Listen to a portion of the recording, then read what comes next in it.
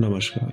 मैं हूँ आशावादी छोरा और मुझे कहानियाँ सुनाना बहुत पसंद है। तो हमारी आज की कहानी कुछ ऐसी है कि गरीब भिखारियों को दान तो हम सब ने दिया है और दान देना अच्छी बात भी होती है, लेकिन यकीन मानिए इस कहानी में किसी जरूरतमंद की मदद करने का जो तरीका बताया गया है वो जरूर आपको पसंद आएगा। एक आदमी पैदल किसी रास्ते पे जा रहा था। उसने देखा सामने एक बिजली के खंभे पे पेपर चिपका हुआ है और उस पर कुछ लिखा हुआ है।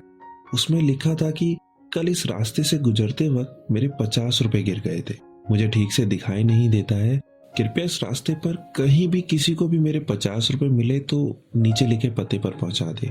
नीचे लिखे पते को पढ़कर उस आदमी का मन वहां जाने का करने लगा और उस आदमी ने उस पते को पढ़ा, याद किया और उस तरफ बढ़ने लगा। वहां जाने के बाद जब उसने आवाज लगाई तो देखा कि एक गली के आखिरी में एक झोपड़ी है और वहां से एक बूढ़ी औरत लाठी के सहारे बाहर निकल कर आ रही है। उस आदमी को मालूम हुआ कि ये वृद्ध वहां अकेली ही रहती थी। उस बूढ़ी औरत के सामने आने पर उस आदमी ने कहा, अम्मा जी, आपके 50 रुपए गिर गए थे, वह मुझे मिल गए हैं, ये रहे आपके 50 रुपए। उस आदमी की बात सुनकर बूढ़ी अम्मा रोने लगी और कहा, बेटा, कल से अब तक करीब यहाँ 20 से 25 लोग मुझे 50 रुपए देने आ चुके हैं। बेटा, मुझे ठीक से दिखाई नहीं देता, मुझे पढ़ना लिखना भी नहीं आता।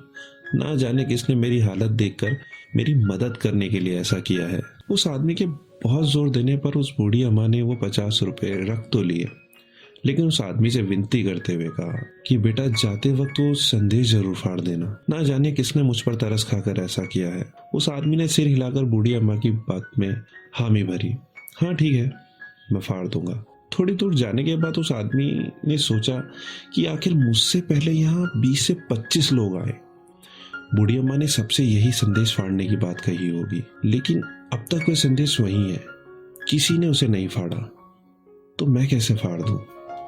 उस आदमी के मन में उस व्यक्ति के लिए बहुत ही आदर भाव आ रहा था जिसने बूढ़ी औरत की सेवा के लिए ये तरीका ढूंढा। उस आदमी का मन उस व्यक्ति के लिए कृतज्ञता से भर चुका था।